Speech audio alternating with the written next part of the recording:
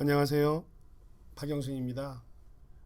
우리가 한 학기를 마감하면서 이렇게 공부를 정리할 수 있는 그런 유익한 시간을 갖게 됐습니다. 오늘은 슬라이드에서 보시는 것처럼 Next Generation F1 Hybrid Varieties에 대한 얘기입니다. 커피 공부를 하시면서 커피 품종에 대한 이야기는 많이 했습니다. 이제 그거를 한번 총괄적으로 한번 다 훑어보고요. F1 하이브리드라고 하는 내용에 대해서 조금 깊게 생각해보는 시간을 갖도록 하겠습니다. 오늘 크게 한 4개 종류가 주안점이 되겠는데요. 이거를 강의하듯이 논문까지 뒷받침하면서 읽기보다는 오늘은 가볍게 한 1시간 정도의 분량을 생각을 해서 이른바 교양 수준으로 터치를 좀 해보고자 합니다. 먼저 커피 재배종의 역사를 한번 훑어보겠습니다. 지금 배경 그림으로 커피 트리가 나오고 있는데요. 더 많이 늘어났죠. 초창기보다. 이 가지가지가 다 커피의 주된 갈래길인데 이런 것들에 대한 얘기를 좀 살펴보고요. 결국 여기에서 F1 하이브리드가 등장하게 된다는 거죠. 그래서 F1 하이브리드, 우리로 따지면 1세대 교배종이란 뜻입니다. 그 F1 하이브리드가 어떻게 지금 이렇게 이슈가 되고 있는지에 대한 얘기를 보고요. 그 F1 하이브리드의 이론적 배경이 된 멘델의 유전법칙에 대해서 아주 기본적인 것 알아보도록 하겠습니다. 올해 코로나 때문에 그 월드 바리스타 챔피언십이 진행되지 않았죠. 작년 같은 경우 2015년부터 이제 시작이 돼서 품종에 대한 관심들이 많았고, 작년에 우리 전주현 바리스타가 세계 대회 우승을 할 때도 품종에 대한 설명이 인상적이었습니다. 만약 올해 WBC가 열렸다면 어떤 품종의 커피가 우승컵을 안겨줬을까요? 저는 F1 하이브리드였을 가능성이 높다라고 보고 있고요. 내년에 WBC가 열리게 돼서 열려야겠죠. 열리면 F1 하이브리드 품종에서 우승이 나올 가능성이 높습니다. 이제 그 얘기는 뭐냐면은 우리가 2015년에 룸의 수단이 나올 때 그때 커피의 이 어떤 전체적인 분위기가 새로운 품종을 추구하는 쪽으로 막 달려가고 있었고, 그러는 가운데에 새로운 품종의 출발과 함께 애너로빅 퍼멘테이션, 카버닉 마살레이션이라고 하는 가공법까지 또 같이 등장을 해서 품종과 이 가공법이 맛을 드높이는 쪽의 이야기를 계속 하고 있었습니다. 그런 쪽으로 계속 커피는 발전이 될 거고, 그런 가운데 F1 하이브리드는 맛뿐만이 아니라 커피를 생산하고 있는 재배지의 필요성에 의해서 등장한 것인 만큼 이게 한때의 유행어로 그치는 수 없다라는 말씀을 드리고자 합니다. 오늘 그 이야기를 인식하시면 좋겠어요. F1 하이브리드는 앞으로 커피 품종과 관련돼서는 운명과 같은 것이구나. 마치 뭐처럼? 지금의 옥수수처럼. 무슨 말씀인지 강의를 들어보면 아실 거예요. 이 그림 너무 익숙하죠? 이거를 뭐 하나하나 다 볼 수 없지만 이 그림 자체를 볼 때 보는 방식은 이거죠. 나무의 뿌리를 봐야죠. 어차피 루비아스에서부터 시작이 된다. 우리가 종속, 과명, 강문계, 식물계부터 쭉 올라와서 종이라고 하면 스페시스, 속이라고 하면 제네시스, 그 다음에 과라고 하면 패밀리 이란 얘기를 하잖아요. 그 뿌리에서부터 리베리카, 안토니, 유게뉴이데스, 카네프라, 그리고 이 카네프라와 유게뉴이데스가 합쳐져서 아라비카가 등장한다. 이제 이런 얘기 들었었죠. 그리고 나서 이 아라비카가 예멘으로 건너가고 또 어디로 건너가고 아직은 또 에티오피아에 남아있는 재래종을 이루게 되고 예멘으로 건너가서 그 루트에 따라서 티피카를 형성하게 되고, 그 다음에 버번 품종으로 해서 이거 프렌치 미션이라는 것이 나오죠. 아프리카 쪽에서 버번이 유행하게 된 것은 또 프렌치 미션이고, 이 버번 자체는 또 브라질로 가갖고 또 큰 그룹을 형성하게 되죠. 그리고 오른쪽에 보면 좀 작아 보입니다. 카네포라, 우리가 얘기하는 로부스타죠.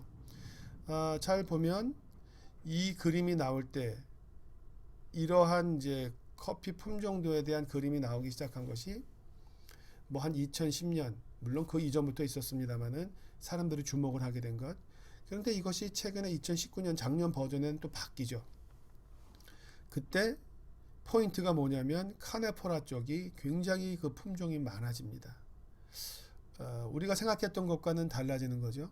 커피의 맛을 계속 추구하다 보면 원종에 가까워지고 아라비카에 집중하게 되는데 어떻게 카네포라 쪽, 로부스타 쪽이 더 풍성하게 연구되어지는 것일까?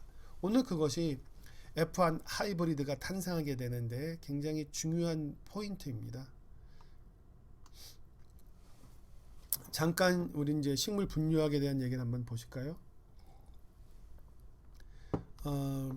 갈수록 커피를 공부하는 분들에게는 이 용어에 친숙해질 것을 요구를 하고 있어요. 우리가 산지에 가서 하나의 나무를 보면 이것이 나무 한 그룹, 그게 individuals입니다.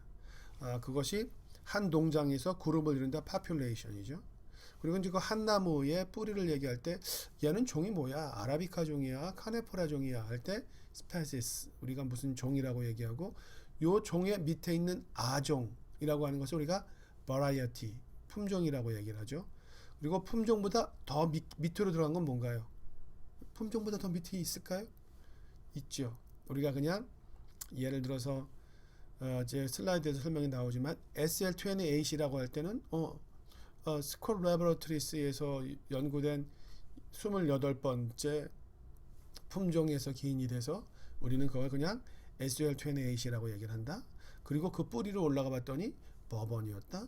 버번종을 뿌리를 타고 올라가 봤더니 1897년도에 트랜스미션이 등장한다. 트랜스미션을 봤더니만 프랑스 사람들이 커피를 레이니움, 부르봉 섬에서 아프리카로 갖다 준 거죠. 그럼 레이니움 섬에 도착한 SL28은 어디서부터 온 것인가 올라가 봤더니 프랑스 선교사들이 예멘에서부터 갖고 온 거죠. 예멘에서 갖고 온 거를 갖다 이렇게 추적해 봤더니 결국은 아라비카에서 온 것이다. 아라비카 어디서 온 거냐? 에티오피아에서 온 것이다. 에티오피아의 아라비카를 더 쭉 올라가 봤더니 그 옆에 쪽에서 유게뉴이데스의 어머니 쪽에 핏줄이 보이고 유게뉴이데스와 로부스타가 다시 합쳐져 가지고 어디까지 쭉 올라가는가를 봤더니 카메룬의 치자나무까지 나오는 거죠. 자, 그래서 그 흐름을 알고 계시는 것이 중요하다고 봐요. 커피가 어떻게 등장을 해서 어떻게 전달되고 예멘이 중요한 갈림길이 됐고 다시 그것이 레인용 섬으로 왔고 그것이 다시 도로 아프리카로 건너가는 것. 그죠?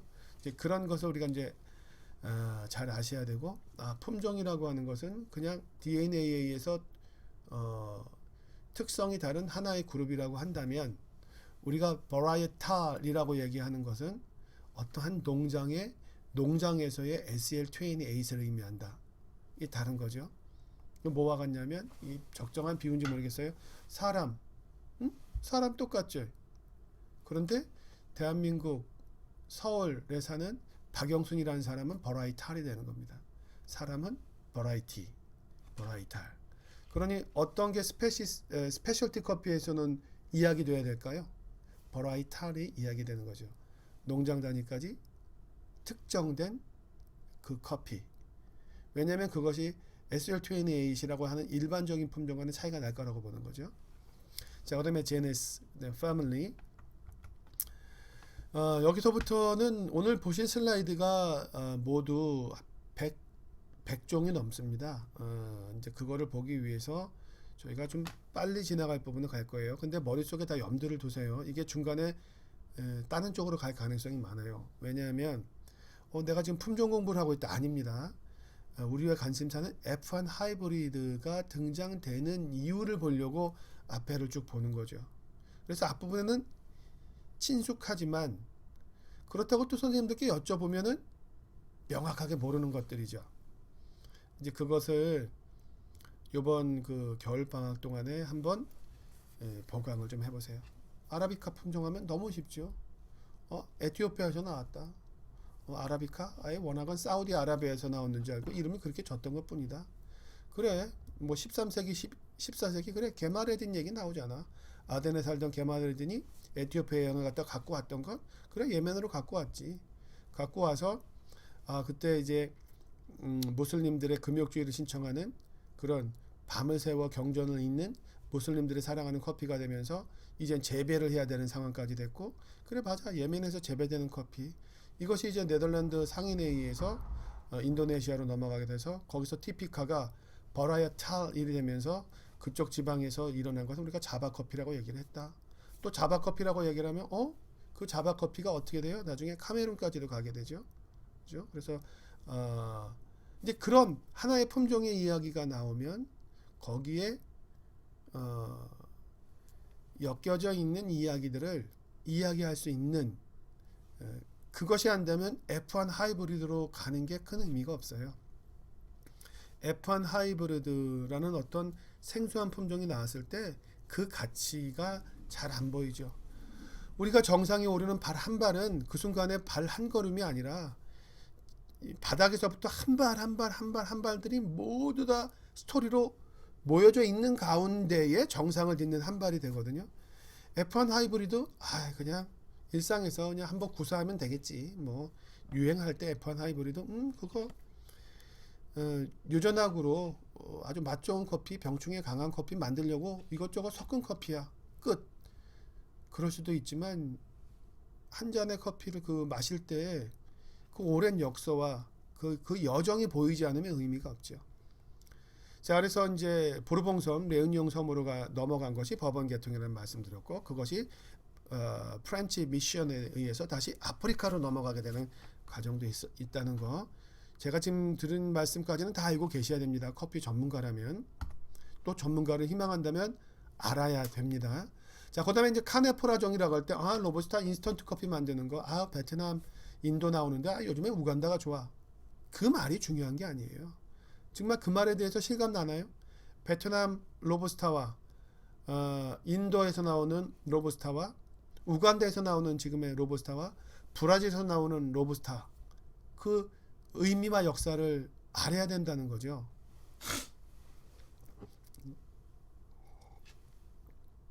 우리 카네포라 종의 대표적인 버라이어티가 로부스타라는 거 알 수 있고 아라비카 비교와 품질이 떨어지죠. 그런데 로부스타가 아라비카에 비해서 품질이 떨어진다면 자연히 도태돼서 지금 언급할 이유가 없을 텐데 로부스타는 새롭게 조명되고 있죠. 더 많은 아까 그 개통도에서 보면은 가지수가 막 나오고 있습니다.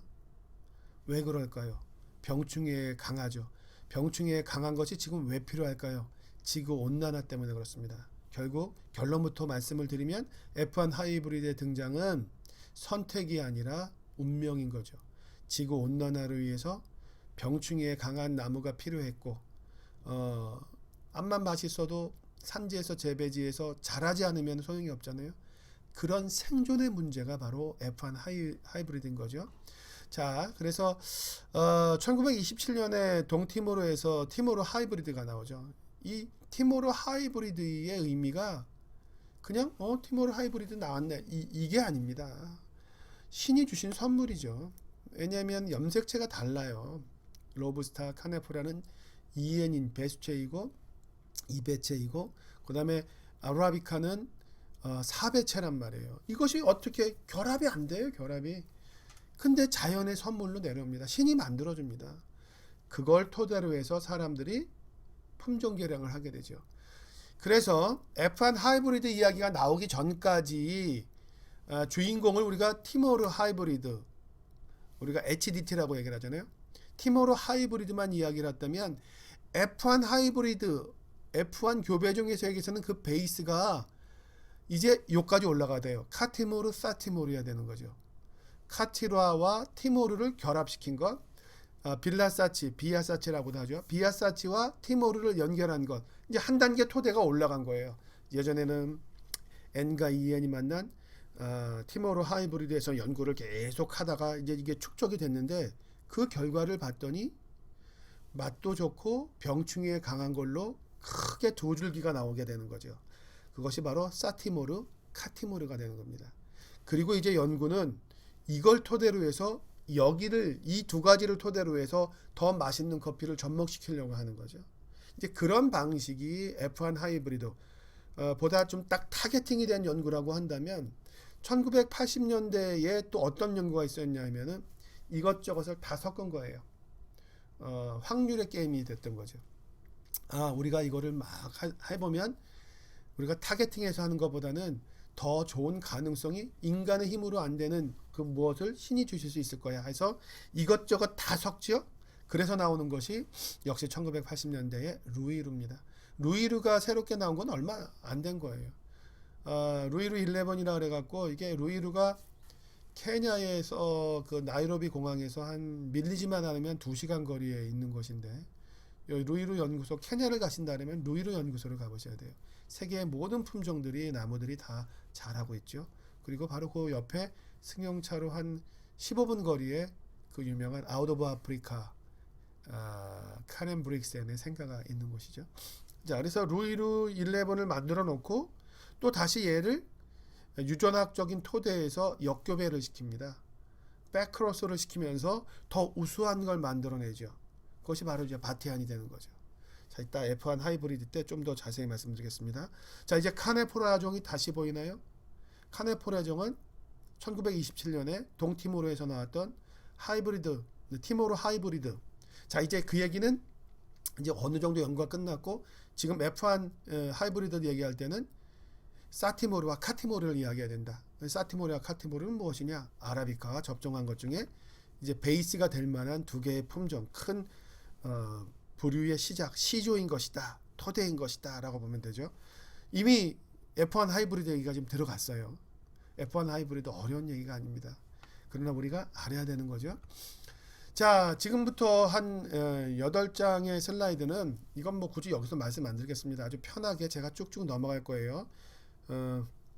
커피 품종이란 얘기를 할 때 너무 복잡하잖아요. 근데 그거를 연대기로 이렇게 만들어 놓으면 이름이야 복잡하지만 그것이 나와야 될, 등장했어야 될 만한 역사적인 배경을 아는 것이 중요하죠. 자, 커피 품종의 연대기입니다. 지금으로부터 약 2700만 년 전에 카메룬에 있던 치자나무에서 이제 슬슬 커피가 분화가 되기 시작을 하죠. 그러다가 한 500만 년 전에 카네포라종과 유게니오이데스의 종이 생겨납니다. 그죠? 꼭두선이과에서부터 갈라지다가 이제 그 자기가 산 지역에 따라서 환경이 달라지면 DNA도 오랜 세월 속에 바뀌죠. 그러는 가운데 지금으로부터 약 500만 년 전에 카네포라와 유게니오이데스, 지금의 아라비카의 아버지와 엄마가 생기는 거죠. 그래서 두 사람이 사랑을 속삭인 지 400년 만에, 그러니까 지금으로부터 100만 년 전에 아라비카 종이 지금의 에티오피아에서 등장을 하게 됩니다. 그리고 그것이 군락을 이루게 되죠. 그리고 그것이 이제 누구의 눈에 띄게 되나요? 전설에 따르면 칼디의 눈에 띄게 되죠. 칼디보다 먼저 알은 염소의 눈에 띄었죠. 염소가 그걸 먹고 나서 이제 막 스토리텔링이 나오죠. 그래서 이 커피를 갖다가 이제 575년에, 이거는 이제 전설에 대한 이야기예요. 아직 근거는 없죠. 왜 575년에 에티오피아 아라비카가 예멘으로 건너졌다고 얘기했냐면 이때 전쟁이 있었기 때문이에요. 그래서 예멘으로 가던 용병들이 가져갔을 것이다 라고 생각을 하는 거죠.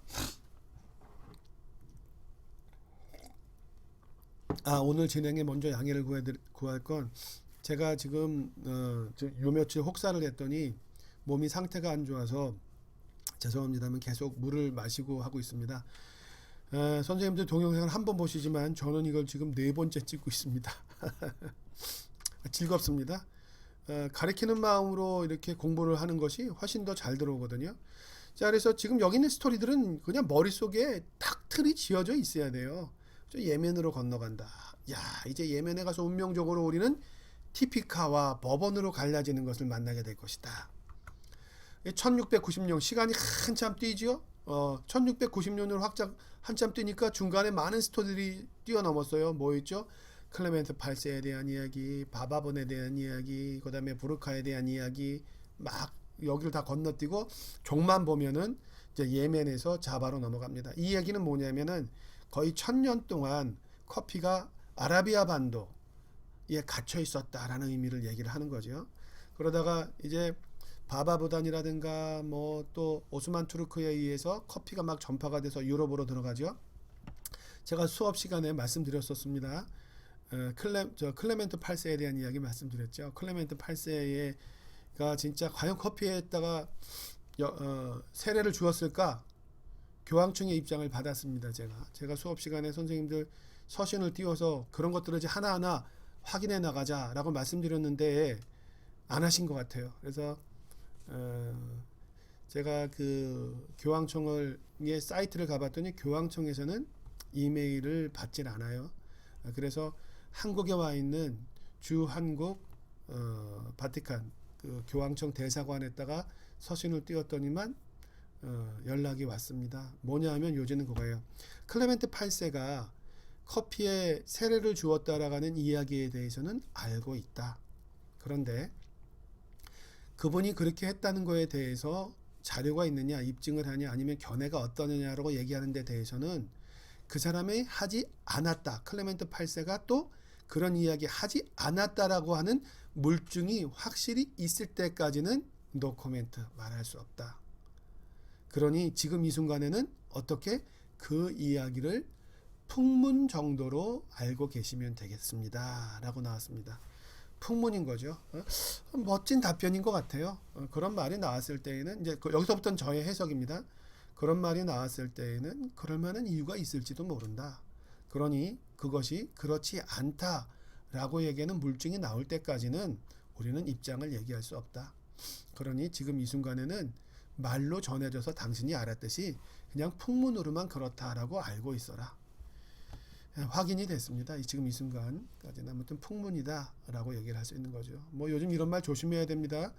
언론이 어떻게 전달할지 모르죠. 뭐 요즘 인터넷에 돌아가는 거 보면 뭐라고 얘기를 하면 언론은 이상하게 쓴다는 방식으로 얘기를 하고 있죠. 자, 잠깐 지루하실 거 뭐 이렇게 이제 딴 얘기 좀 했습니다.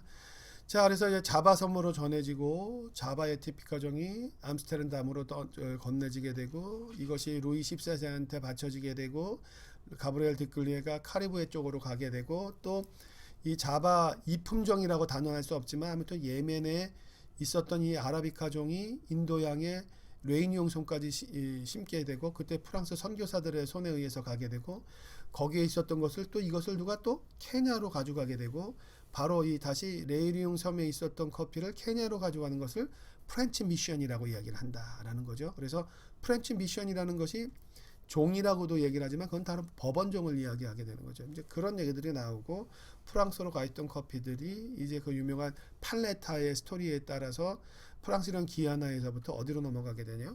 바로 그 브라질로 넘어가게 되고 브라질에서는 그 품종이 내셔널종이었다. 그러니 우리가 브라질이라고 얘기하면은 로부스타의 또 대국이란 말이야. 물량으로 보면 이제 물론 베트남이지만 아라비카 보다 브라질이 이제 로부스타로 유명을 했다가 지금은 이제 바뀌었지만 결국 브라질 커피의 시작도 아라비카종이라는 말씀을 드리고 있는 거예요. 그죠? 그리고 이제 로부스타 품종이라는 것은 에티오피아에 아직 지금 에티오피아 아프리카에 좀 남아 있는데 그것이 이제 사람들의 입에 회자되기 시작하게 된 것은 그것이 바깥으로 나오게 된 것은 19세기입니다. 그 커피 녹병이 발생하면서 거기에 경쟁력인 걸 찾기 위해서 이렇게 뒤지다 보니까 콩고의 야생숲에서 로부스타 품종이 발견되죠. 이제 그런 얘기까지도 함께 알고 있으면 좋겠습니다. 세 번째, 1864년에 레이니용 섬에서부터 버번종이 만들어지고 그 다음에 이제 브라질로 넘어가가지고 1870년 이제 1870년이면 우리로 따지면 고종의 시대죠. 조선 말기이고 이때 어떤 일이 벌어져요? 세계가 그 선진 뭐랄까 유럽 강국들이 미국과 유럽 강국들이 이제 식민지를 막 펼치러 나가고 말로는 세계화의 교류이고 문호를 개방하라, 항구를 개방하라 해서 요때 요걸 전후해서 일본은 1850년대에 우리는 1860년대에 이제 개항을 하게 되잖아요. 그리고 결국은 여기서 물류로 많은 걸 팔려고 하는데 이거 많은 거를 팔려고 하는 거에 커피도 있었죠. 그러니까 커피의 산지에서 어떤 일이 벌어질까요? 이제 판로가 많이 개척이 되니까 물량을 많이 만들어내야 되는 거죠. 물량을 많이 만들어낼 수 있는 방법은 뭡니까? 제한된 면적에 생산성이 좋은 거를 만들어내는 거죠. 제가 보기에는 이때까지는 아직 맛의 개념은 없었어요. 맛의 개념보다는 아프리카에서 건너온 것들을 갖다가 심어서 양을 많이 높이기 위해 가지고 자연에서 잘 자란 것들을 여러 숲에 딱 들어가 봐 가지고 거기서 잘 자라는 것, 열매가 많이 열리는 것들을 갖다가 그것들만 심게 되는 거죠. 이제 그런 데서 브라질에서 마라고 지페라는 지방에 딱 가봤더니 어우 얘는 굉장히 사이즈가 큰 거죠. 그래서 우량종이라서 눈에 띄게 되고, 야 그러면 같은 커피 체리를 수확한다 하더라도 쟤는 사이즈가 크니까 무게가 많이 나가고, 무게가 많이 나가니까 비싸게 받을 수 있다 하면서 이제 눈에 띄는 거죠. 그리고 나서 이때 이제 아프리카 쪽에서 커피 녹병 때문에 이제 인식이 들어가죠. 야 이게 생산량만 많으면 되는 것이 아니라 병충해에 강해야지만 살아남는 거라는 인식이 들어가게 됩니다. 그래서 20세기에 들어와서는 이제는 맛, 그 다음에 병충해에 강한 것 두 마리의 토끼를 잡으려고 노력을 하게 되죠. 그래서 인도에서 로버트 켄트라고 하는 사람이 CLR 커피 녹병의 강한 품종을 찾아냅니다. 이건 찾아내는 것은 어렵지 않은 거죠. 다른 건 다 병에 걸려서 시름시름 죽는데 몇 개는 계속 끝까지 살아남으면서 견디고 있다. 그거를 수거를 해서 봤더니만 DNA가 다르고, 야 얘는 별도의 종으로 부르어야 된다. 그래서 켄트 종으로 불렀다라는 거죠. 우리가 바로 요 대목을 신이 주신 선물이라고 얘기하는 거예요. 인간이 만들어낼 수 없거든요. 그러니까 병충해에 이렇게 다 죽어가는데 하나만, 몇 개만 살아남고 있는 거, 이게 신의 선물이에요. 그래서 인간이 그거를 보고, 야 저기에서부터 우리가 다시 품종을 개량을 하면 다 죽어서 사라진 저 나무들을 이어서 우리 농장이 계속 커피를 심어갈 수 있겠구나 라고 해서 이제 이 사람은 켄트 종만 심고 있는데, 주변에 소문이 퍼지게 되죠. 게이샤가 소문 퍼지는 거와 똑같습니다. 야 저 집은 커피가 살아남아 있대. 뭔데? 켄트 종이야. 그때는 켄트라고 하지 않고 그냥 켄트네 집에 살아있어. 그래? 이제 그거를 커피를 연구하는 학자들이 돌아다니다가 그 켄트 종을 갖고 와서, 야 얘가 희망이다. 여기에다가 이제 수확량을 좀 늘리게 하고 맛도 좋은 것들을 DNA를 접목시키고 자꾸 교배를 해보자. 그죠? 그러면 자연에서 발견하는 것보다 시간을 단축할 수 있잖아요. 그렇게 개량을 하고 개량을 해서 1911년 켄트가 나온 지 27년 지나고 1946년 거의 35년이 지나서 S288이라고 하는 아라비카 종의 리베리카를 또 교배한 거, 그 다음에 또 거기다가 다시 켄트를 갖다가 교배를 시킨, 그러니까 S795라는 품종이 나왔죠. S795라는 품종이 나왔더니 얘가 병충해에 강하죠. 생산성도 좋죠. 그래서 이제 커피에 대한 연구는 한 단계 올라갑니다. 켄트가 아니라 베이스가 S288이나 795가 되는 거죠. 1920년대에 로부스타 품종에서 BA와 SA, 로부스타 품종은 오늘 이제 거론하지 않겠습니다. 사티모로와 카티모로만 거론을 하고, 로부스타도 이렇게 품종 연구가 진행되고 있었다라는 거죠. 자, 그래서 1927년에 이제 신이 주신 축복이라고 얘기한 바로 그 하이브리드 티모르, 앞부분에 말씀드렸습니다. 그것이 나오고, 요때 하이브리드 티모르가 나왔을 때 저쪽 멀리 엘살바도르에서는 버번의 변종인 파카스가 등장합니다. 얘는 뭐냐면 이 버번종도 맛이 좋고 하지만 파카스가 눈에 띄었던 이유는 나무가 작아요. 그리고 열매가 많이 맺히는 거죠. 생산성이 좋죠. 야 요거 좋다. 파카스 잡아놓고, 그다음에 또 뭐예요? 나중에 하이브리드 티모르에서 나온 것, 병충해 강한 것 접합을 시키면 어떤 상상력이 들죠? 병충해에 강하면서도 버번의 맛을 갖고 있으면서도 생산성이 높은 것들. 이제 이런 인식들이 20세기에 들어와서는 이제 생기게 되는 거죠. 요 즈음에 이제 게이샤에 대한 스토리가 시작되고 있는 것이기도 합니다. 이제 이때 케냐로, 이제 탄자니아로 게이샤가 가서 나중에 이제 파나마까지 가게 되는데, 그 시작이 바로 1930년대 어떤 인식 속에 커피의 품종에 대한 인식 속에 이제 발굴이 되고 있는 거예요. 얘가 병충해 잘 걸린 경쟁력이 있다. 게이샤의 시작은 이 1930년대 맛이 아니었어요. 병충해에 잘 견뎌내거든요.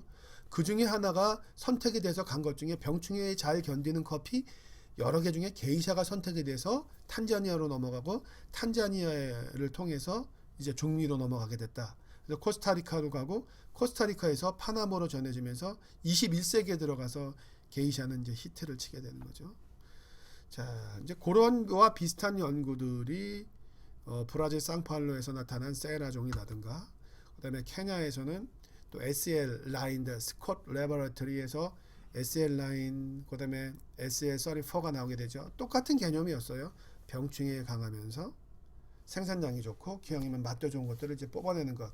그러니 SL, 뭐 게이샤, 세라 이런 것들이 게이샤가 최근에 나온 것이 아니라 그때 다 함께 1930년대의 유행, 그 커피 품종 유행 속에서 다 가려졌던 거죠.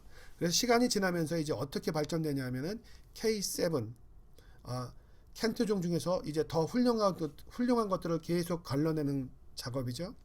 그래서 1937년에는 돌연변이 켄트라든가 이런 것들 말고도 또 브라질 자체에서 병충해에 강한 것이 나타났는데 그것이 바로 카투라였던 거예요. 1936년에 로부스타의 피가 흘러가지도 않은데 병충해에 유난하게 강한 품종이 나온 카투라는 또 역시 신의 선물이라고 볼 수 있죠.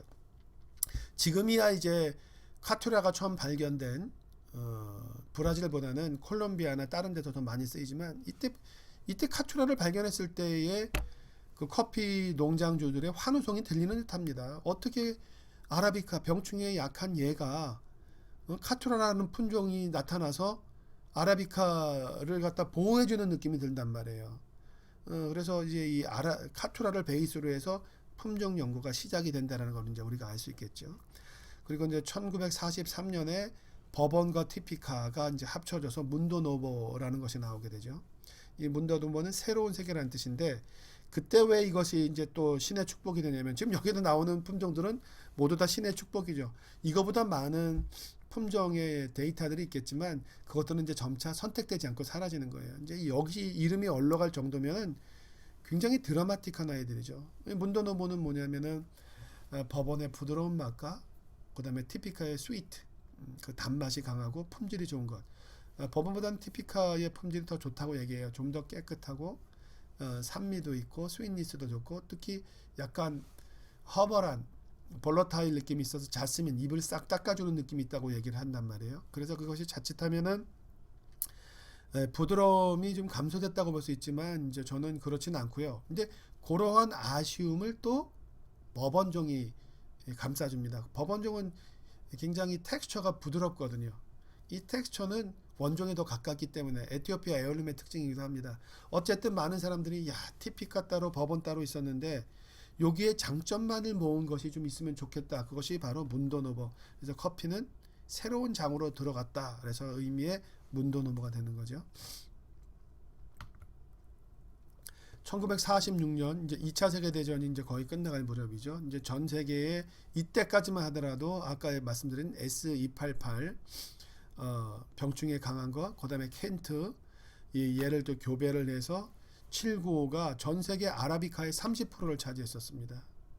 왜냐면은 먹고 살아야죠. 병충해 강한 것만 이 기대를 했다가 이제 전쟁이 끝나고 나서 산지에서 커피가 2차 세계대전 말씀드렸잖아요. 세계대전을 끝나고 나서 커피는 전 세계의 소비량이 급증하게 됩니다. 왜냐하면 세계대전에 참여했던 그 병사들이 커피를 가지고 집으로 돌아가서 이제 커피를 갖다가 보급하는 그런 창구가 됐다라는 말씀, 그런 비유도 말씀드렸는데 이제는 병충해를 통해서 이기는 커피들 그것도 중요하고 그래서 인스턴트 커피도 이제 중요하지만 사람들이 맛을 추구하게 됐다는 거죠.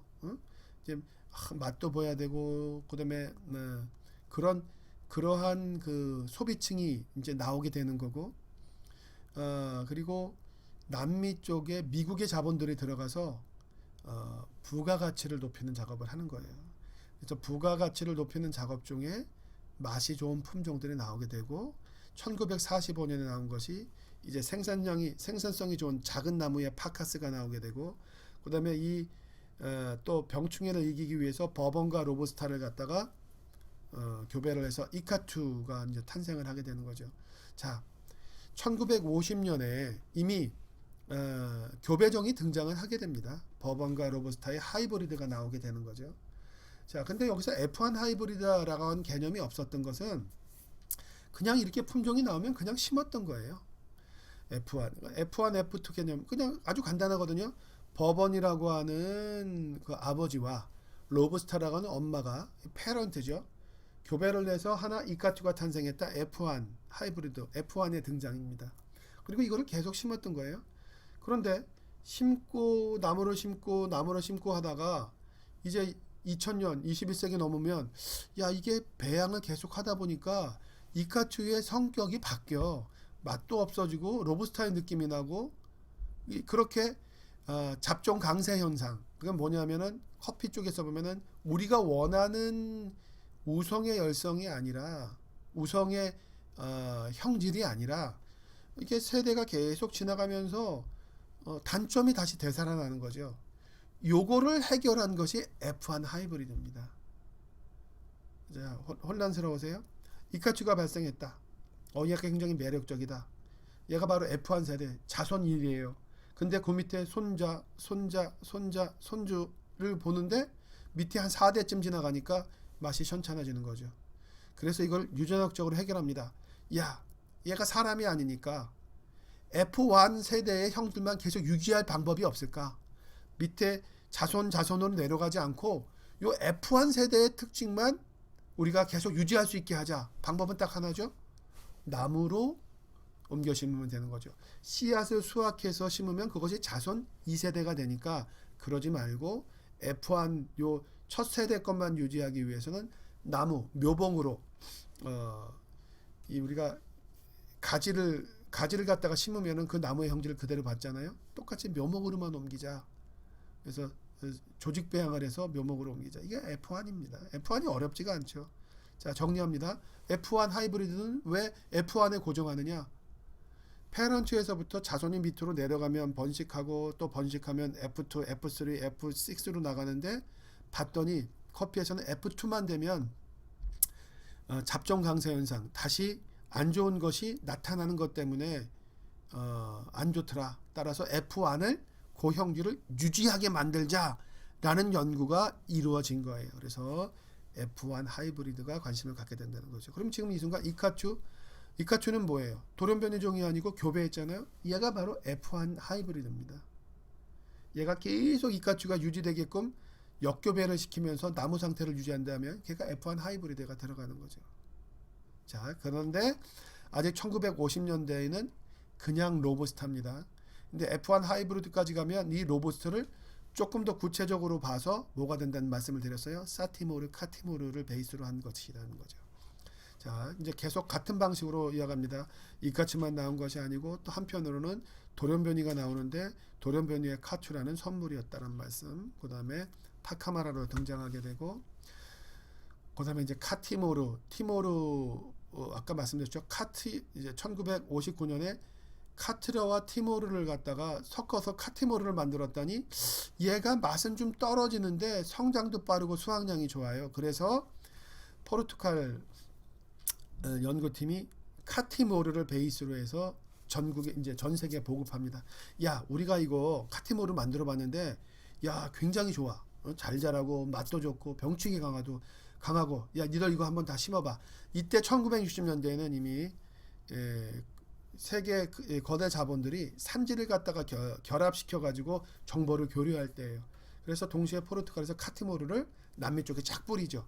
그리고 거기서 뿌린 것들을 이제 접목을 시켜서 밭에다가 심어 보니까 코스타리카에서는 코스타리카 95가 나오고 그다음에 이제 멕시코 쪽에서는 아지텍 골드와 같은 이런 품종들이 나와서 포르투갈한테 얘기하는 겁니다. 야, 니들이 보내준 카티모르 갖다가 우리가 한번 심어봤더니 야, 코스타리카 9호가 우리는 9호라고 붙였는데 거기에서 좋은 형질이 나타났어.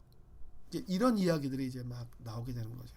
실험실에서 하는 것이 아니기 때문에 한 변 나무를 주면 거기서 씨앗이 나오고 그 씨앗에서부터 다시 또 열매를 맺게 되면 또 4년이 걸리고 그것이 유지되는지 아닌지를 또 보기 위해서는 거의 한 나무를 검증하기 위해서는 7년이 걸리는 거죠. 7년이 걸리고 세대 계대 배양을 해서 이런 결과들이 이제 20-30년 뒤에 이제 나타나게 되는 거죠. 이 F1 하이브리드의 결과들이 2017년부터 이제 좀 나오기 시작하고 2023년에는 한 거의 40여 종의 결과물들이 나온다는 거 아닙니까? 이 얘기는 뭐냐면 이제 앞으로 산지에서는 F1 하이브리드만 싣게 된다는 거죠. 소비지는 이제 F1 하이브리드로 대세가 될 겁니다. 이제 그런데 이런 품종 개량형들이 대세를 이룰 때 더 역설적으로 조명받는 게 바로 뭘까요? 게이샤죠. 티피카죠. 하와이 코나죠. 자메이카 블루 마운틴이죠. 왜냐하면 더 존중해 주는 거죠. 병충해에 견디기 힘든 저 원종을 그냥 아직도 기르고 있네. 그것 때문에 원종, 족보가 있는 커피는 망하지 않을 겁니다.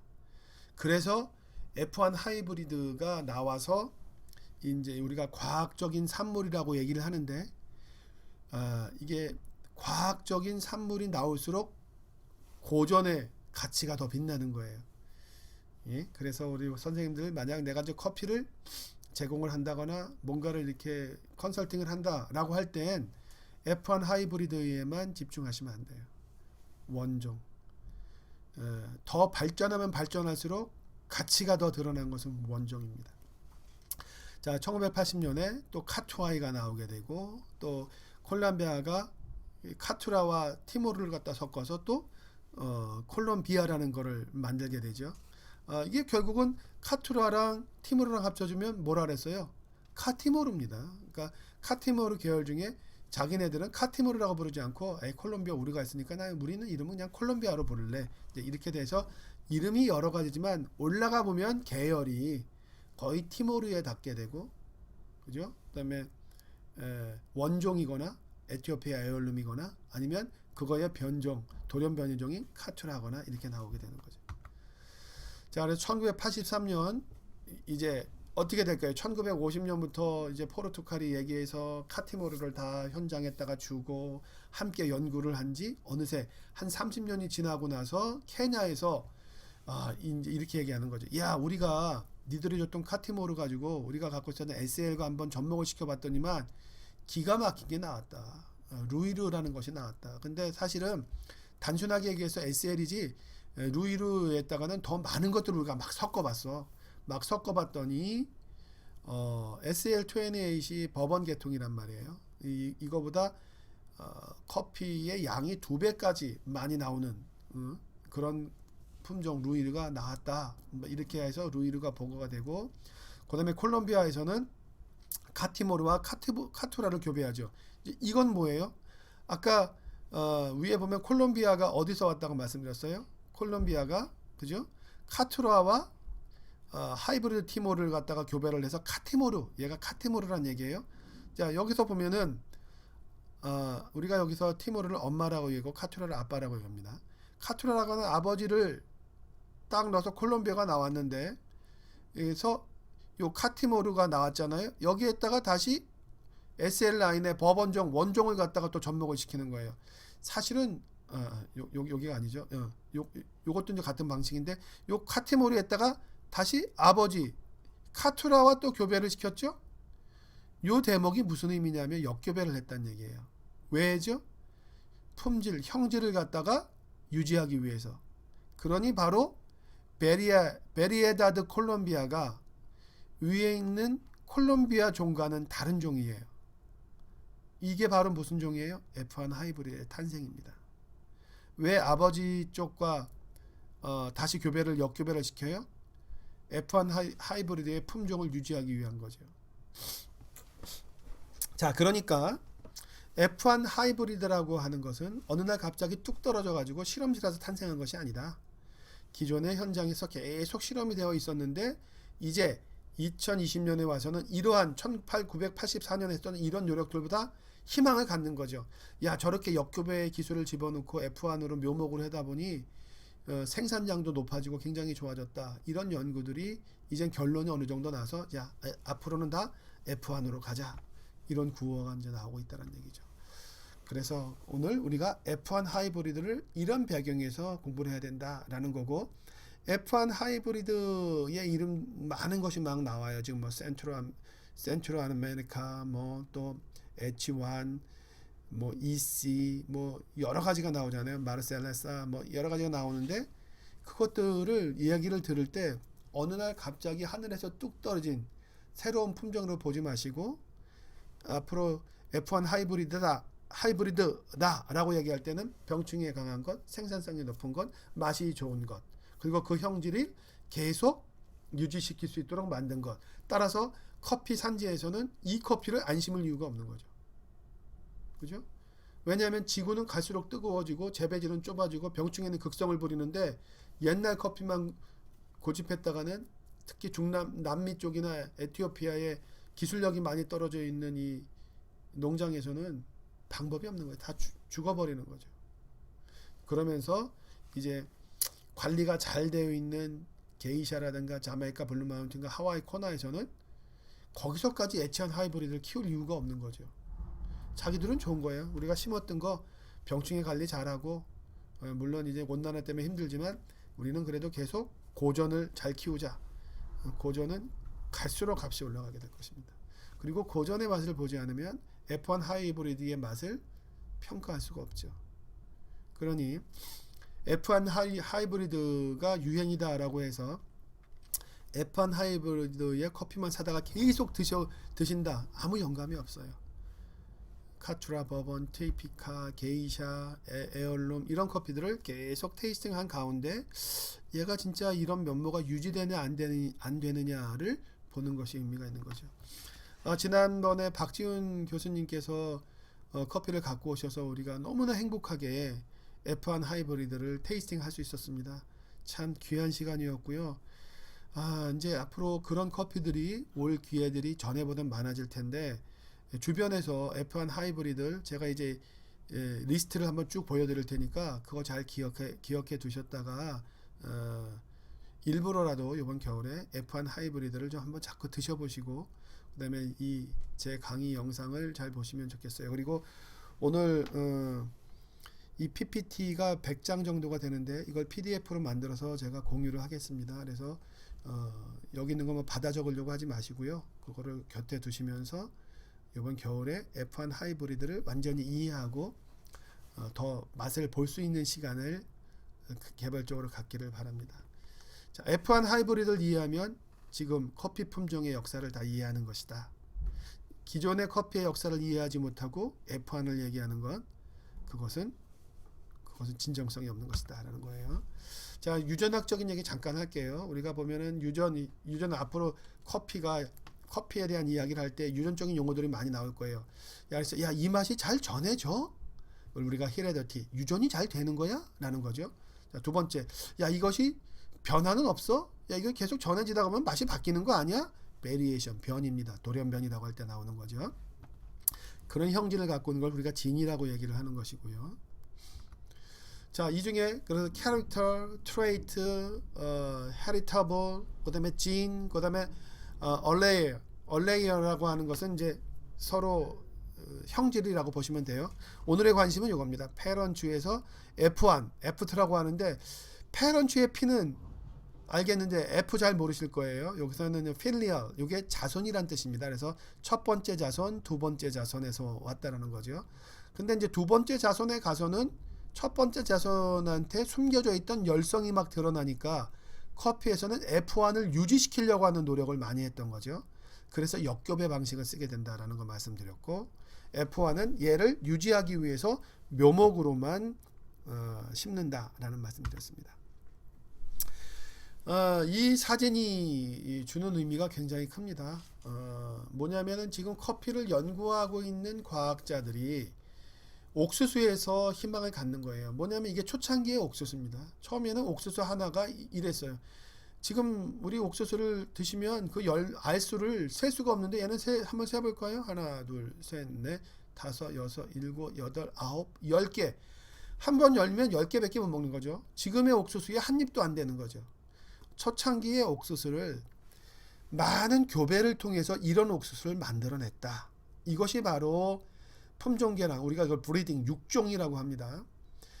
육종을 과학적으로 접근하니까 이렇게 풍성해지고 당도도 높아지고 튼튼해지고 생산성이 높아지잖아요. 이 개념을 그대로 커피로 갖고 와서 지금 커피 육종가들이 이야기하는 게 이거예요. 자, 옥수수를 봐라. 옥수수가 맛도 좋아지고 생산량도 늘고 병충해에도 강해지고, 커피가 바로 이거와 똑같다. 지금의 커피가 이런 모습, 병충해에 픽픽 쓰러지고 생산성도 떨어지고, 그 다음에 병충해 좀 강하려면 맛도 떨어지는데, 우리가 옥수수를 개발했던 거와 똑같은 스토리텔링, 똑같은 과정을 거쳐서 그 커피에서도 지금 이렇게 비유될 수 있는 품종을 만들어내자. 이것이 바로 F1 하이브리드의 탄생 배경입니다. 이것이 바로 목적이었던 것이고, 그래서 F1 하이브리드는 이제 더 이상 실험식의 상상 속의 이야기가 아니고 현실이에요. 현실에서 이제 F1 하이브리드의 품종들이 막 나오고 있는데, 이제 그것들이 나왔을 때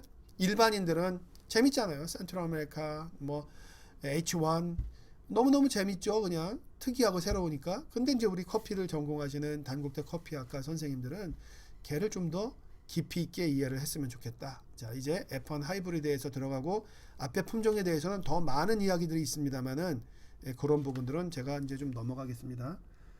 시간을 재지 않아 가지고 제가, 자, 이제 그런 얘기들, 이제 염색체 이 부분은 넘어가겠습니다. 왜냐하면은 지금 우리가 그 코로나 백신 같은 거, 여기 안에 들어있는 아주 작은 선 같은 건데, 우리가 보통 DNA는 두 개의 더블 헬릭스라고 얘기를 하는데요. 코로나 같은 경우에는 이것이 이제 하나짜리죠. 그래서 생명체로 봐야 되냐 안 봐야 되느냐 모르는데, 얘가 생명체가 있는데 사이로 들어가서 자기 걸 만들어내는 거예요. 그죠? 바로 이제 요 백신을 만들 때에는 이것저것 교배해서 만드는 것이 아니라 이 싱글 스트랜드를 딱 갖고 와서 얘를 DNA를 막 바꿔가면서 어디에 병원성이 있느냐를 봐가지고 요거를 커버하는 것, 이걸 만들어내죠. 이걸 우리가 DNA 유전 조작이라고 하는 거예요. 근데 DNA 유전 조작은 굉장히 위험할 수가 있습니다. 근데 지금 커피 품종은 DNA를 건드리는 것이 아니다. 교배, 하이브리드, 교배를 통해서 만드는 거니까 우리는 유전자를 건들고 있지 않다. 따라서 안전하다라는 주장을 이제 하는 거고요. 자, 교배종이란 말씀 아까 드렸고, 교배를 계속 했었던 이유는 뭐냐? 아까 생산성과 이런 거죠. 생산성과 병충해 강한 거죠. 그래서 이미 19세기에 인도네시아에서 칼리마세라든가 아니면 카이사리 같은 것들을 나오고, 인도에서는 또 S라인 쪽들이 막 촉촉촉 나오고, 또 아라비카 1920년에 들어와서는 막 이런 노력 속에 이제 다 게임 끝. 뭐를 보면 돼요? 하이브리드 티모르를 보면 된다.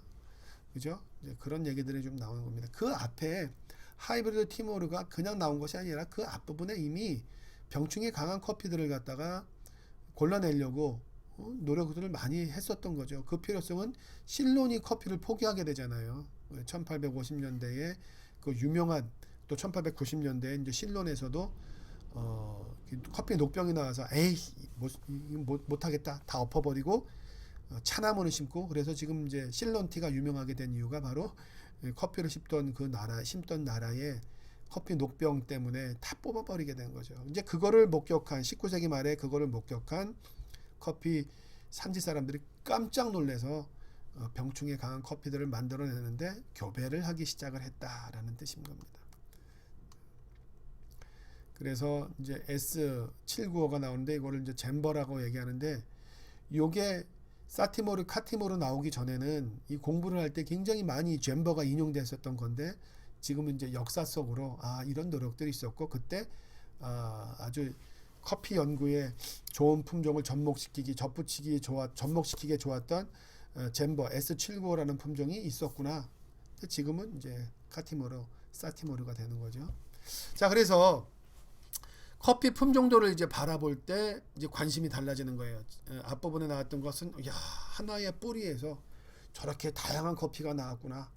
요거는 에티오피아 에얼룸, 요거는 티피카, 요거는 버번, 얘는 카네포라 종. 자, 이렇게가 일반적으로 본다면, 이제 우리 커피를 공부하시는 분들은 이제 뭘 해야 돼? 혈통을 봐야 될 때가 됐습니다. 혈통을 본다는 얘기는 여기 붙어있는 요 가지들입니다. 큰 줄기와 줄기를 연결해 주는 거, 바로 요것이 이제 교배가 됐다는 뜻이거든요. 그죠? 카네포라와 아라비카가 여기 보면 유게니오이데스죠. 카네포라와 유게니오이데스가 결합이 돼서 아라비카가 탄생이 됐고, 그다음에 로부스타와 여기서 이렇게 쭉 가면은 여기선 티피카 계열이죠. 티피카가 결합을 해서 하이브리드 티모르가 나왔고, 그다음에 여기 버번, 요 버번과 그다음에 여기서 있는 티피카 종이 만나가지고 문도노보가 만들어졌고, 그죠? 요런 줄기 줄기가 이렇게 연결돼 주는 것, 여기가 바로 하이브리드입니다. 그래서 이런 교배에 대한 역사를 모르면 앞으로 커피를 이해하기가 힘들어진다라는 말씀을 드리는 거예요. 그래서 앞으로 이런 트리를 볼 때는 여기 가지, 줄기가 연결되는 요 가지의 포인트들을 잘 보셔야 됩니다. 그죠? 많은 이야기들. 그러니까 여기가 이런 표현이 이제 어렵지만 이것도 이제 경계와 경계가 만나는 부분이죠. 변화되는 바로 끝단의 지점. 이런 끝단의 지점만으로서 이야기가 연결되는 거죠. 그 전에는 아무 일이 없었다가 경계와 경계가 만나서 새로운 뭔가가 만들어지죠. 그것이 역사의 큰 분수령이 돼서 우리는 그 이야기만 딱딱 따서 이야기를 해도 전체의 흐름을 알 수 있게 되는 거죠. 자, 이 부분은 이제 늘 했던 얘기죠. 아라비카에 대한 계통에 대한 이야기. 자, 아라비카가 와서 티피카가 가고 로부스타가 되고. 자, 근데 이제 전체 그림을 보시면 요게 녹색은 에티오피아 에얼룸, 그다음에 요 하늘색은 티피카, 그다음에 요 붉은색, 분홍색은 버번, 그다음에 이렇게 약간 옅은 바이올렛은 다 로부스타인데, 눈치채셨겠지만 로부스타가 굉장히 많아지는 것은 운명이죠.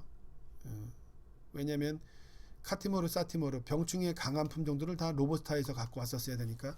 자, 다시 한번 봅니다. 그래서 이쪽 에얼룸만 쭉 보시고, 그다음에 로부스타가 이렇게 많아요. 이것이 지금 운명이라고 보시면 됩니다. 기후 온난화로 인해서 로부스타에 대한 연구는 더 강해졌죠. 지금 어떤 연구까지 이루어지고 있어요? 로부스타가 아라비카를 만나지 않아도 로부스타를 계속 품종 개량을 하면서 아라비카 못지않은 맛이 내는 것을 찾으려고 노력을 하고 있는데 쉽지가 않죠. 예, 이제 만약 그것이 나온다 그러면 그거는 또 새로운 하이브리드가 아니라 그때는 이제 뮤테이션, 돌연변이종으로 해가지고 하나의 장르를 이룰 수 있겠는데 장담할 수는 없습니다. 자, 문도노보 말씀드렸죠. 이제 여기서는 이제 간단하게 넘어갑니다. 이제 F1으로 우리가 들어가야 돼요. 문도노보, 앞으로 문도노보라 그러면은 버번과 수마트라종, 티피카의 수마트라종이, 그다음에 얘들 각각은 어떻게 유래가 됐다라는 것까지 알아두셔야 돼요. 카투라 신의 축복이었다고 말씀드렸었고, 그다음에 문도노보와 카투라를 갖다가 또 섞어버렸어요. 응? 아까 말씀드렸다시피 카투라라고 하는 것이 굉장히 병충해에 강했지만 또 더 강한 거를 만들기 위해서 우리가 많은 실험을 하다가 이제 카투라 정도면은 괜찮은 것 같다. 이 정도에서도 견딜만 하니까 이제 맛을 추구해보자. 왜요? 로부스타의 품종이 들어가면 결정적으로 맛이 확 떨어지니까 병충해는 로부스타보다 덜하지만 맛을 추구한다는 입장에서는 카투라를 베이스로 해서 한번 접목시켜 나가보자 해서 얘가 이제 큰 하나의 줄기가 되죠. 그래서 바로 카투라에다가 맛을 위해서 동시에 티피카와 버번의 혈통이 동시에 있는 문도노보를 갖다가 집어넣은 것이 바로 카투하이다. 거고, 마라거쥐패 사이즈가 크다라고 말씀드렸었고요. 우량종. 그다음에 이제 K7 같은 경우에도 케냐에서 나타나게 되는데 그때도 똑같이 병충해에 강한 것들을 좀 찾아보려고 하는데 프렌치 미션, 이 프렌치 미션이라고 하면 버번 계열이라고 보시면 돼요. 그 다음에 인도에서 나온 켄트 아까 말씀드렸었습니다. 이 하나의 켄트 종이 나오면 제일 중요한 게 뭐냐면 걔의 혈통을 아는 게 중요합니다. 혈통을. 티피카다. 티피카의 돌연변이 종이다. 얘는 인도에서 켄트라고 하는 사람이 이렇게 다 봤더니 다른 건 다 죽었는데 얘만 살아있더라. 그래서 얘를 끄잡아서 내가 내 이름을 붙인 거죠. 그래서 켄트가 된 거죠. 그 다음에 치크마루 같은 경우에는 바바부단과 관련이 있죠. 인도. 당연히 티피카죠. 예멘에서 갖고 온 그 티피카 품종이었습니다. 만약 그 예멘에서 갖고 왔을 때 바바부단이 갖고 왔다는 그 인도의 커피도 버번종이었다면 버번이 됐을 거고, 그러면 인도에 있는 그 커피가 네덜란드 총독에 의해서 자말 인도네시아로 넘겨지게 되는데, 그러면 인도네시아의 자바 커피도 버번이 될 뻔했었죠. 바바부단이 몸에 7개 알을 붙이고 온 것이 티피커였다는 것도 뒤에는 이렇게 엄청난 갈래와 결을 만들게 된다는 거. 참 역사를 공부할 때 이런 부분들이 그때 거의 운명적으로 이제 설명이 되는 거죠. 그러니 마치 운명은 정해져 있는 것처럼 보이기도 하지만 글쎄요. 예. 그다음에 케냐 셀렉트라는 것이 있었어요. 이제 이런 것도 우리가 케냐 셀렉트 종, KS 종이라고 얘기할 때는 프렌치 미션, 버번에서부터 연구를 했던 것이다라는 거 알아두면 되죠. 이런 용어들을 앞으로 저희 PDF를 공유가 되면 좀 자꾸 보셨다가 구사할 수 있어야 되고 또 선생님들만의 PPT를 만드세요. 그다음에 라우리나 같은 경우에도 이 아라비카와 마르티아나, 마우리티아나라고 하는 것의 교배종이었다. 근데 그 아라비카라고 할 때 걔 라우리아나는 어디서 베이스를 하고 있느냐? 버번종에서부터 베이스가 됐다. SL몬 케냐 버번종이죠. 역시 프렌치 미션에서 넘어가게 되는 거죠. 프렌치 미션이 없었으면 부르봉섬에서 넘어가지 않았다면 SL28도 없다. 근데 SL44 같은 경우에는 34 같은 경우에는 다 이 버번종인 줄 알았는데, 왜냐면 프렌치 미션 레이니옹 섬에서 건너왔기 때문에 버번종인 줄 알았는데 나중에 봤더니 얘는 티피카였다. 그래서 지금 어떻게 설명하고 있냐면은 프렌치 미션은 그냥 버번이라고 얘기하지만 SL34에 대해서만 예외적으로 아마 그때 티피카 정도 섞였었나 봐. 이제 이런 식으로 이야기를 하는 거예요. 그래서 SL34가 이거 최근의 얘기 때문에 지금까지 나와 있는 많은 계통도에는 모두 버번 쪽으로 갈래가 되어 있지만 바뀔 겁니다. 티피카 쪽으로 갈래가 바뀌는 거죠. 그다음에 자바. 이 자바 하나만 갖고도 뭐 커피 역사에서는 굉장히 많은 얘기를 하죠. 지금 자바는 인도네시아 자바뿐만 아니라 또 뭐 모카 자바에서 예멘에서도 거론을 하려고 그러고, 지금 많이 거론이 된 이 품종이 그 모습 그대로 잘 남아 있는 것은 오히려 또 카메룬이라고 얘기를 하게 되죠. 블루 마운틴 티피카. 이게 이제 바로 프렌치 미션에 대한 얘기니까 선생님도 한번 읽어 보시고요. 자, 이제 오로 아즈테카라는 이제 이름 이제 생소해지기 시작합니다. 이제 여기서부터 아까 말씀드린 티모르 하이브리드와 카투라가 합쳐져서 카티모르가 됐다고 말씀드렸었죠. 이것이 바로 F1 상태다. 그런데 티모르와 카투라를 만든 F1을 계속 하다 보면 형질이 바뀌게 되니까 역교배를 통해서 F1의 성질을 계속 유지할 수 있도록 노력을 했다라고 하는 것이 인트로그레스드라는 의미입니다. 좀 어려워지시죠? 그래 어렵잖아요. 인트로그레스에 대한 의미만 잘 아시면 되는 거예요. 예전에는 자연에서 자연교배하거나 뮤테이션, 돌연변이가 나왔으면 그냥 그걸 가져다가 심었는데, 이거를 계속 심는 과정 중에 자손이 지날수록 형질이 사라지게 되죠. 그거를 과학자들이 연구해 보니까 멘델의 유전 법칙에 따라서 씨앗으로 계속 자손이 아래로 내려갈수록 잡종 강세 현상 때문에 형질이 사라지니까 그냥 F1 첫 세대에서 계속 그거를 유지하기 위해서는 실험실에서 아예 얘를 형질을 집어넣어서 세대가 계속 몇 세대까지 내려간다 하더라도 안정적으로 최대한 만들어 보자라고 된 거예요. 그래서 그 형질을 아예 뼈에다가 새긴다라는 의미에서 인트로그레스를 이해하시면 되고, 그냥 자연에서는 F1 세대가 언제까지 가면 안정적이냐고 보냐 하면은 F7까지 가면, 그때까지도 형질을 유지하면 얘는 인트로그레스 됐다라고 평가하는 거예요. 이 얘기는 뭐냐면은 왔다 갔다 하지 않고 얘의 고유의 품종이 됐다라고 얘기할 수 있는 거죠. 그러니까 인트로그레스다라고 얘기하는 것은 뼈에 새겼다, 핏줄에 새겼다, 완전히 옛 것이 됐다라고 이야기를 하는 거고, 그것이 바로 지금 F1 하이브리드를 이야기하는 겁니다. 자, 이제 카네포라에 대한 이야기, 아까 콜롬비아 말씀드렸었고, 카스티요 이 얘기해야 되는데 지금 오늘은 넘어가겠습니다. 그래서 티모르 하이브리드, 루이르, 카티모르, 사티모르 이런 얘기가 나오면 제가 오늘 강의 드렸던 내용들이 쭉 다 보여야 되는 거죠. 루이르 11 암만 생각해도 도대체 뭐길래 잡종인 거야. 이따가 그래서 루이르는 제가 요거 보강하느라고 영상이 조금 또 다시 하게 됐는데 루이르 얘기 드리겠습니다. 티모르 하이브리드 신의 선물이었다.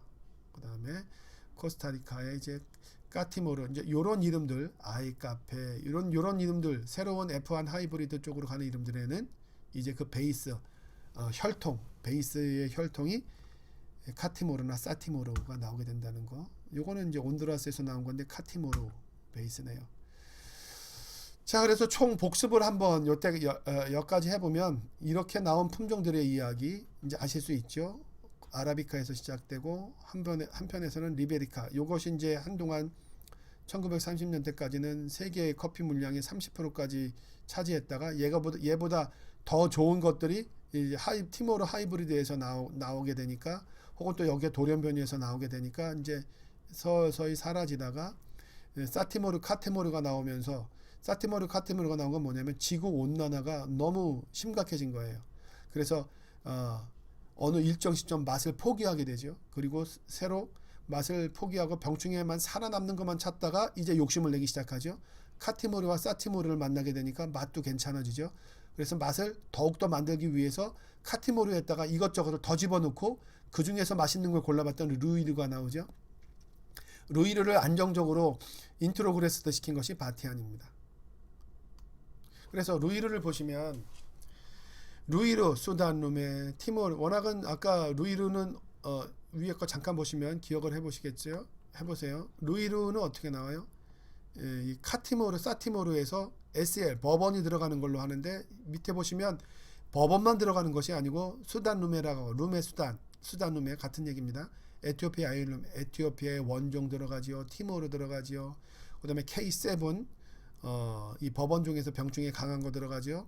또 SL 라인 들어가죠. 또 버번 들어가죠. 들어가서 F1이 하나가 딱 만들어졌어요. 이 여러 가지 잡종들이 막 들어가서 F1이 하나 만들어졌는데, 얘를 갖다가 씨앗으로 심으면 불안해지는 거니까 얘를 갖다가 다시 인트로그레스드 시켜서 나온 것이 바티안인 겁니다. 루이루. 그래서 보면 바티안, SL이 다 여기에 들어가 있고, 얘를 갖다가 안정적으로 시킨 것이 바티안인데 나무의 모양들이 다 좀 다르죠. 루이는 좀 작아졌다가 바티안 가면 다시 또 커집니다.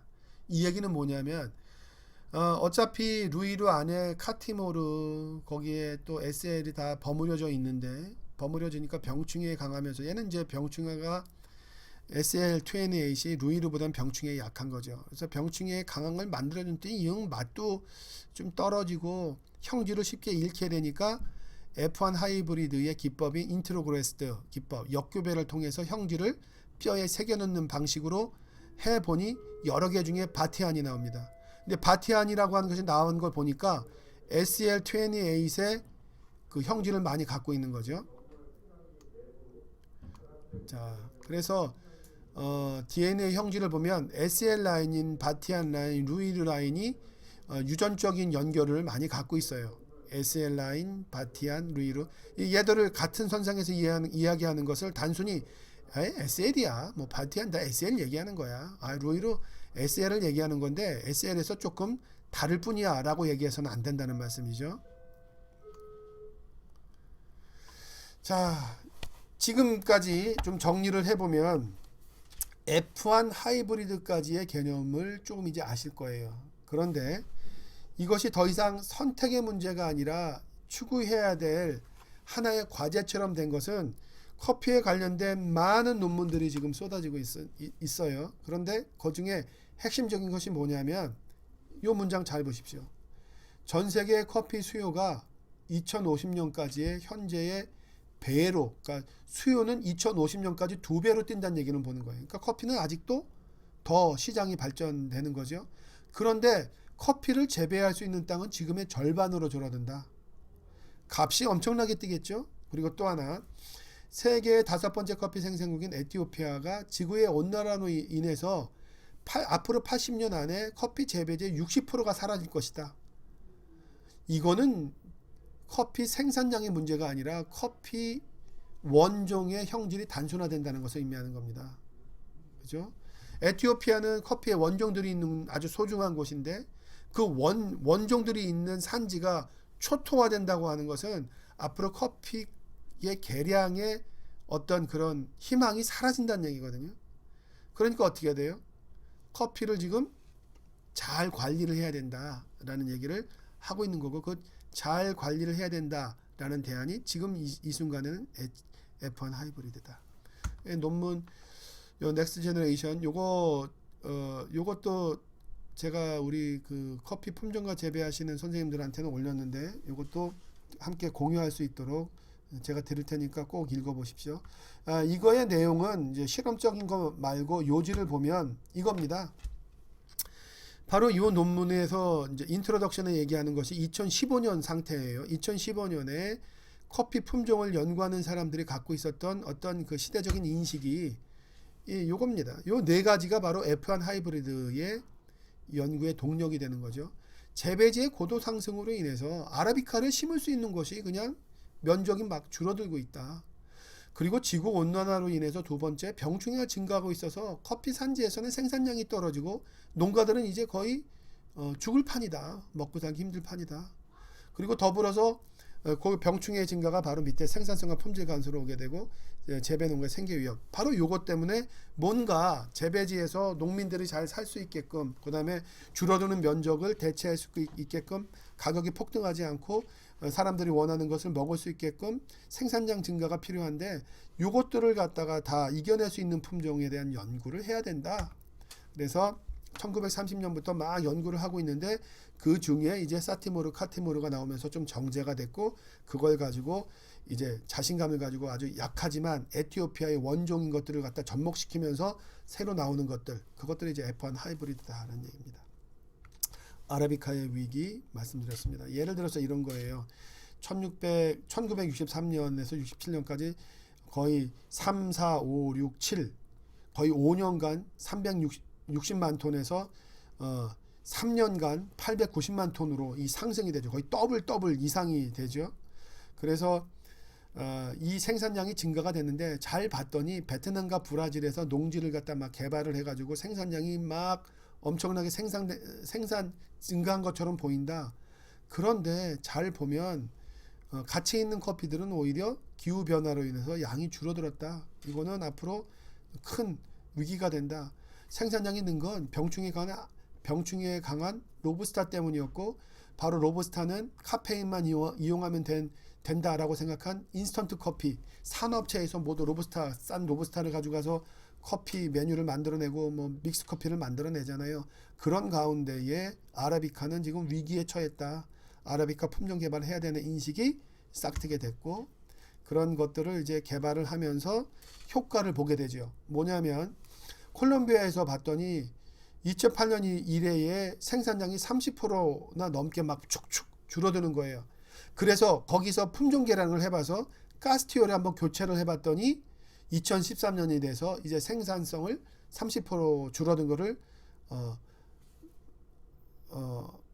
만회할 수 있었다라는 거죠. 그래서 여기서 확신을 갖는 거예요. 야, 앞으로 지구 온난화를 위해서 줄어드는 커피 생산을 해결할 수 있는 것은 품종 개량밖에 없다라는 인식을 갖게 되는 것이고, 그다음에 브라질 같은 경우에는 2014년 가뭄으로 인해서 생산이 완전히 줄어들었는데, 가뭄에 강한 품종들에 대한 연구, 그래서 그거를 통해서 품종을 새로 심어봤더니 생산성을 회복할 수 있었다.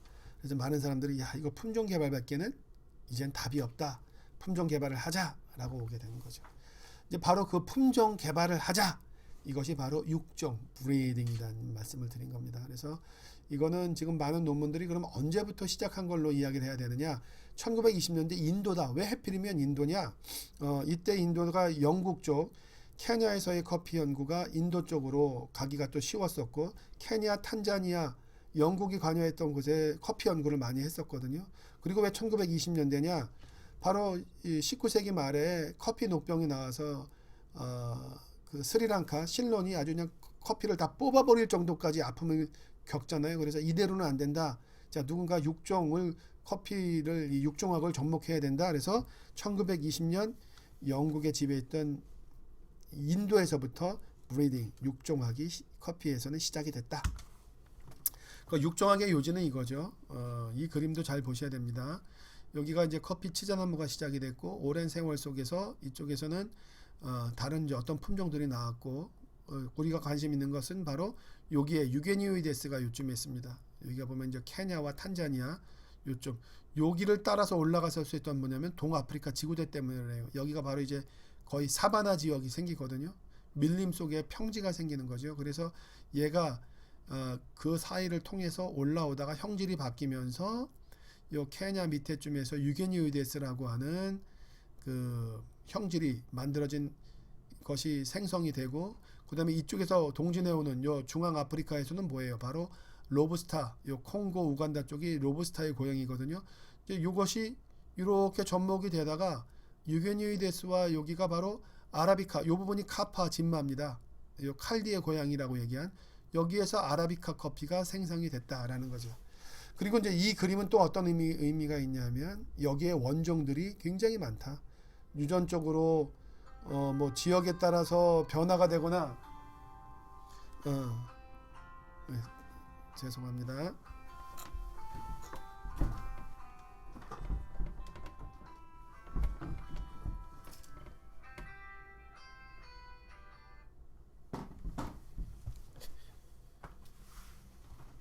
죄송합니다. 제가 더 이상 새로 녹음을 할 수가 없는 상황이기 때문에 진도는 계속 나가겠습니다.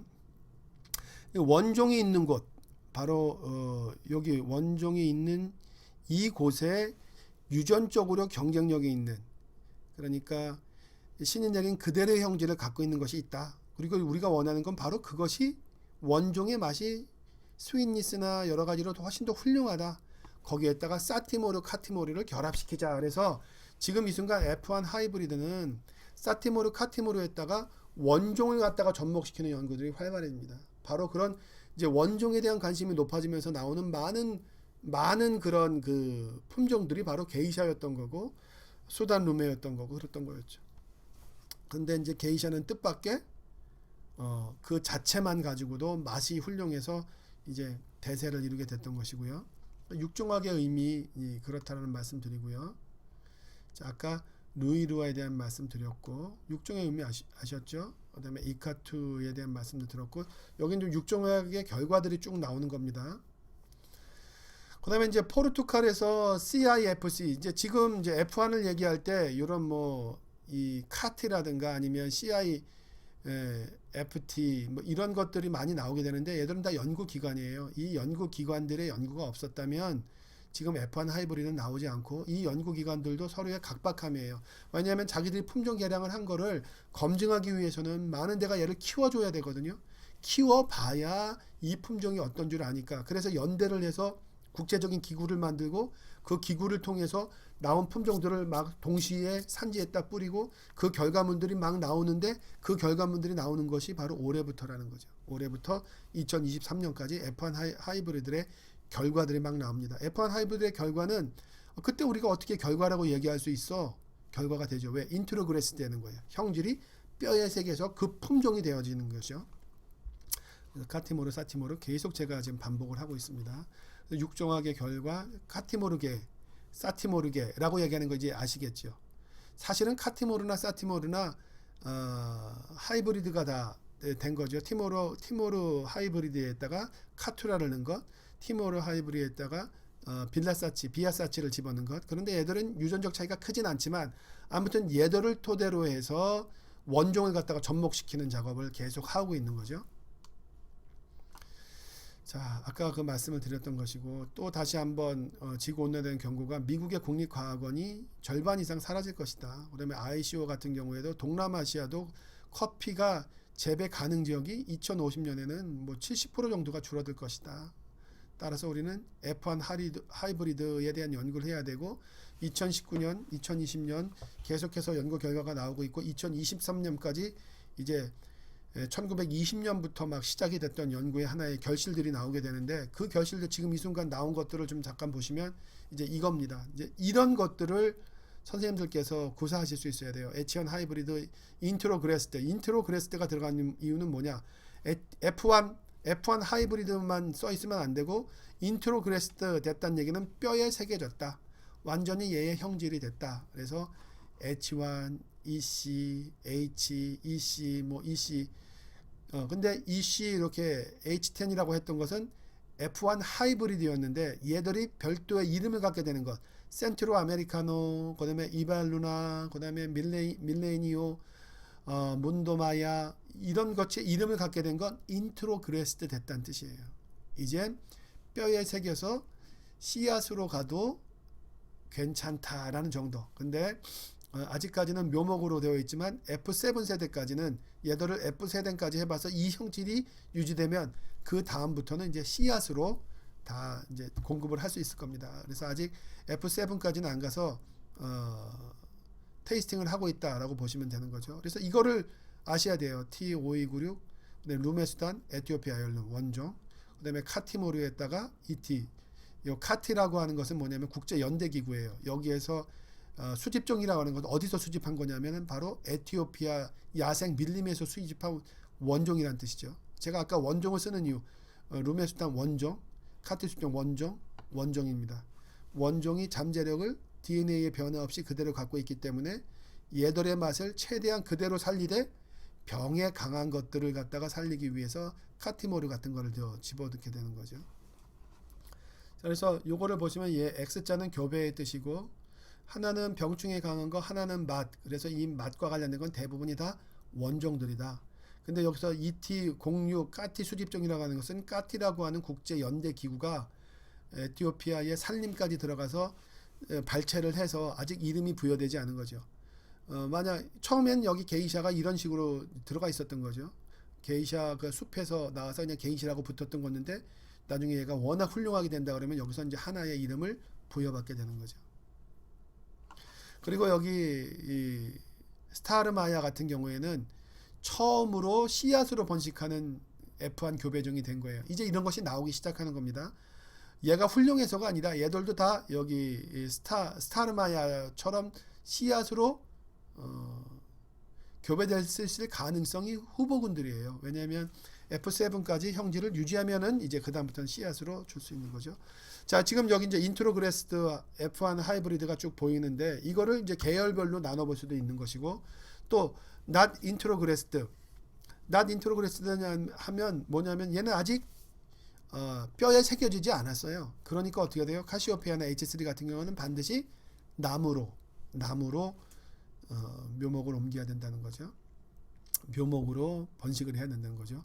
그리고 인트로그레스드 될 때 카티모르 계열, 사티모르 계열이라고 하는데 이거는 쉽게 얘기해서 밑에 베이스가 되는 엄마가 누구냐?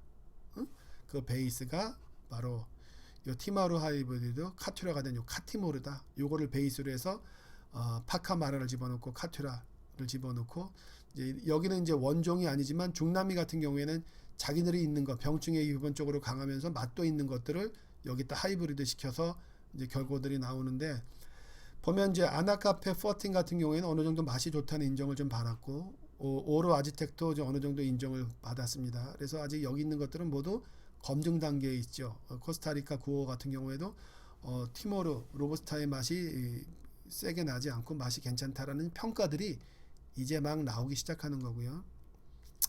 자, 이제 사티모르 같은 경우에는 거기가 베이스가 비아사치라는 것이고 똑같은 개념입니다. 그래서 여기 보면은 포로마 카페 같은 경우에 1978년에 녹병을 극복하기 위한 국제 연대거든요. 이제 이런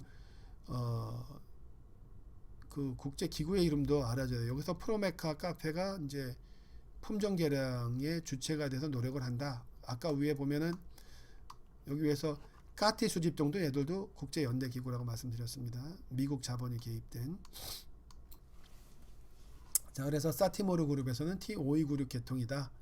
그리고 사티모르 그룹에서는 이제 아까 위에 있는 품종들 베이스가 된 것들 그런 것들이 있다. 그리고 바티안과 락은 카티모르나 사티모르가 아닌 것들, 그것이 아닌 것들 이것저것을 갖다가 그냥 집어넣은 거예요. 그냥 그래서 사티모르, 카티모르가 아니고 그냥 티모르 하이브리드 정도 그리고 막 집어넣어서 찾아보는 거. 그리고 여기서는 로부스타가 베이스가 되죠. 그래서 얘도 카티모르 사티모르도 아니고 얘도 카티모르 사티모르도 아니기 때문에 그 외에 그룹 바티안과 랍이 있다라는 거 보시면 되고요. 에티오피아 토착종의 의미는 이제 원종, 이 원종을 갖다가 병충해 강한 카티모르 사티모르와 교배하기 위해서 역설적으로 F1 하이브리드에서는 이제는 베이스가 사티모르 카티리모가 안정해지니까 거기에다가 이제 접붙일, 거기에다 교배시킬 우수한 에티오피아 토착종을 찾는 연구들이 굉장히 많이 활발해지고 있습니다. 그래서 커피 연구를 하는 사람 지금 다 에티오피아 숲속을 헤매고 있다, 찾아 헤매고 있다는 얘기를 하게 되는 거죠. 그래서 다시 역설적으로 에티오피아 토착종에 대한 관심들이 높아졌고, 우리는 이제 그거를 알아야 돼요. 그래서 에티오피아 에얼룸이라고 하는 것들, 거기 부분을 다시 우리는 잘 공부를 해둬야 된다.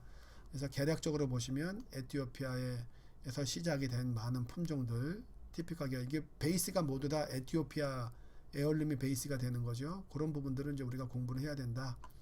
파카마라 같은 경우에는 에티오피아 베이스인데 어디에서부터 뿌리가 나와서 파카마라까지 오게 되느냐, 그 계통도 아셔야 되는 거고, 유전자 이외에 아까 까티모르, 사티모르, 기타로 나눈다는 거 말씀드렸고요. F1 교배종에 대해서 다시 한번 정리하는 거 정리하지 않고 말씀을 그냥 넘어가겠습니다. 다 이해가 되실 거라고 보여요. 이 까티가 바로 아까 얘기했던 중남미 14개국이 공동 출자해서 F1 하이브리드 연구를 거의 지금 주도하고 있는 곳입니다. 잘 보시면 알지만 14개국이 공동 출자를 했다고 하지만 예산의 96%를 거의 미국이 주도하는 국제연합이나 미국, 따라서 여기서 나오는 모든 성과물들은 또 다시 강대국의 소유가 되는 거죠.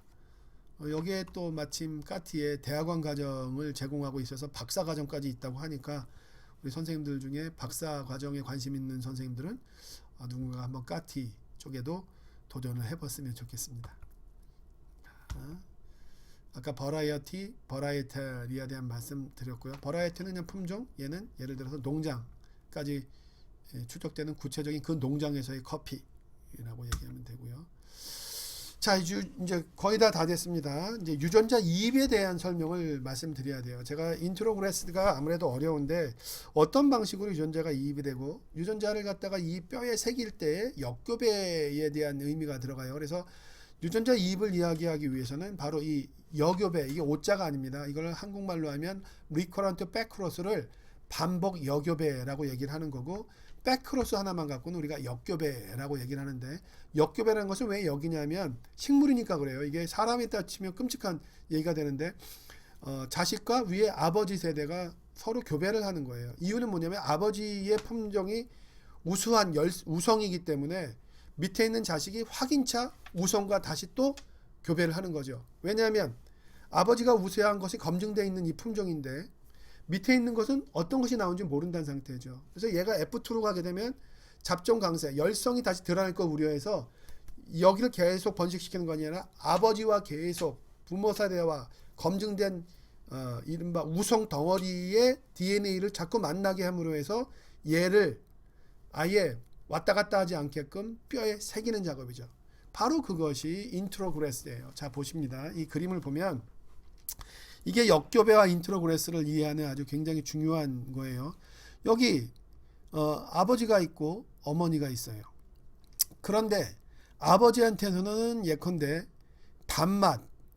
단맛의 녹색 바탕의 것을 갖고 오고 싶고, 그리고 여기 엄마에서는 산미가 아주 부드러운 요 빨강의 성질을 갖고 오고 싶어요.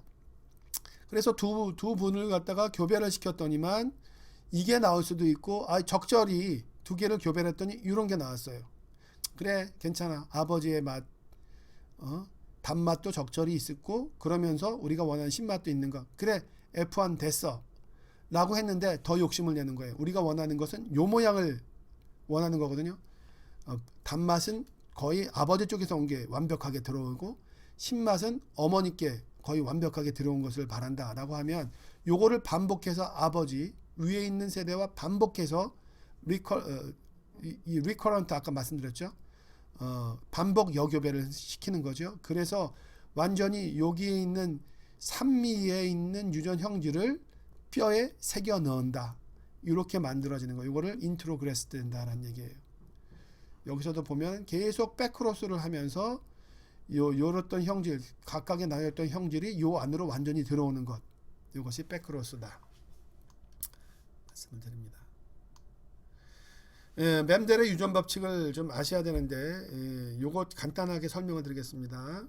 요거는 제가 인터넷을 뒤져보니까 충북대학교의 2002년도에 그 논문 그 강의 내용 중에 아주 알기 쉽게 나온 강의 내용이 있어서 이것은 2002년도 충북대학교 자연과학대학 박소영 교수의 강의 내용을 참조했음을 밝힙니다. 멘델은 1820년에서 1884년, 우리로 따지면 조선 말기 쪽에 고종 시대에 연구를 활발하게 했던 분이죠. 오스트리아에 있었고 이분이 이제 수도의 수사셨죠.